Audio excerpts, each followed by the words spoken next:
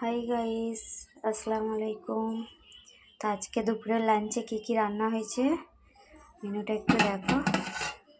এখানে আছে গরম গরম সাদা ভাত, এখনো ধোয়া উঠছে বন্ধুরা, দেখো। এইখানে আছে বিট চাপ,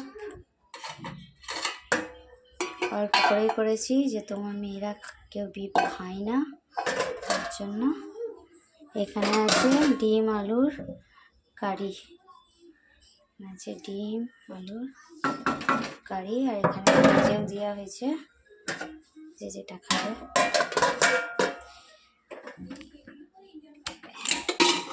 এইখানে আছে বাবুর জন্য খিচুড়ি, বিট গাজর সব রকমের সবজি দিয়ে খিচুড়ি। কে কার বাচ্চাকে এরকম করে খিচুড়ি বানিয়ে খাওয়া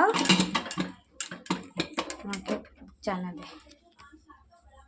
আজকের লাঞ্চের মেনু এই, আর এই এখন আমি গ্রিন টিটা খেয়ে নেবো লেবুটা দিয়ে। তো ভালো লাগলে লাইক করবেন, শেয়ার করে দেবেন।